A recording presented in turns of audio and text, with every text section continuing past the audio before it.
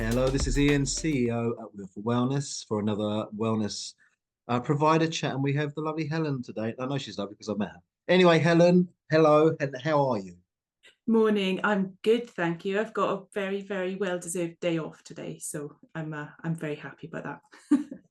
Look, great. Well, let's talk about then. A day off from what? Tell us about yourself. So I am a yoga teacher, Yep. and that's very much my new venture at the moment. But my day job is a classically trained flute player. So I teach flute, I play flute, but I've recently started to develop my love for yoga and started to make a career alongside my music as a yoga teacher. Isn't it wonderful? I mean, I do love these chats when people, you kind of get a sense that whatever age people at, whatever their journey's been, something somehow Yeah, magically seems to come together at some yeah, point. You know, this combining of all the different parts that make up you. You know, so yeah. Well, this is it, right? Because part of my yoga teaching is I teach a bit at the Royal Academy of Music as a yoga teacher. Part of their it's called enhanced performance techniques. So it's as well as the musical stuff, they start to look after their students as a whole person. And so I'm part of a team of three who are introducing them to different techniques that can help them outside of their musical training. And what I found really, really interesting is for a long time I identified myself, I am a musician, without realizing that there are so many different parts to a whole person rather than what you do. So actually what yoga's taught me is that the whole person is not what you do. It goes a lot deeper. isn't this wonderful? Yeah. Just like an orchestra. You know, I mean, you have the cellist, you have the violinist, you have the guy at the back who bangs those big drums. You know, and it's all part of something. And if that was kind of reflective of the human complex, I mean, and it's a terrible, terrible thing, isn't it, that modern culture boxes people up. I'm Mm. a geography teacher. I'm a scientist. Yeah, I'm a dustman. I'm a nurse. You know, and it kind of like excludes so much more. You know. it does. And because I work a lot with young people, so part of my job is I teach flute, so I give flute lessons in schools, and I teach a lot of teenagers. And what's really interesting about that is that they're expected to know exactly what they want to do with the rest of their life by the time they're 15. By the time they're choosing their GCSE subjects, they're expected to know exactly what path they want to take. And um and I was lucky in that's I kind of knew what I wanted to do when I was 15. If somebody had told me, though, that I wanted to retrain and become a yoga teacher in my 40s, I probably would have laughed at them at that point. But it's funny how life takes you on different paths. And amazing. So tell us about the yoga then.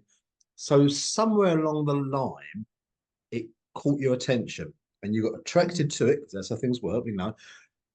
How then? What's the story with the yoga? So I've always kind of been called to yoga. My mum and I used to, when I was a teenager, my mum and I used to kind of have a yoga book, and we sort of try and put together the sequences together and do it really badly because we had no idea what we were doing. Um, and then I kind of did a little bit of yoga on and off throughout my 20s, just doing it kind of from videos and things.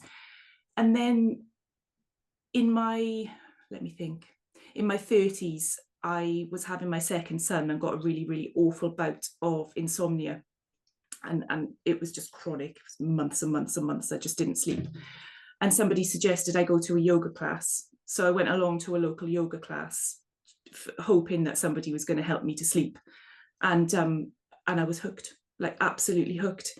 The kind of that meditative movement and that inward focus, and that it's more than just a way of exercising. It's a whole way of life that just drew me in. And there, bang, there it was. And then in my 30s, having young children didn't feel like quite the right time to start my teaching journey. And then lockdown happened, and I turned 40 during lockdown and thought, well, if I don't do it now, I'm never going to do it, and I'm going to look back in 20 years and think that was just such a missed opportunity. So I found my amazing course tutor who really thankfully lives just down the road from me. And here I am, three and a bit years later. Did you know what, Helen? It's great. I say the way the modern psychology and thinking puts things into people, boxing things up, and it's very restricting. Yeah. Some things just have their time, their natural time, And I remember there was a man I knew many years ago was explaining to me how things can get into people, right? And it described it like this, right? Um, it's like a seed. Let's say it's a yoga seed, right? And it gets into you. Somehow you just, you see it, you're open to it at that time, but it gets in like a gelatin, one of those gelatin capsules, So it goes in, but it doesn't just dissolve like within 5 minutes, and he described that it could be weeks, months, or years, this melting, this natural melting process that it goes through. And then one day you're like, that's what I'm doing. It's yoga, you Yeah.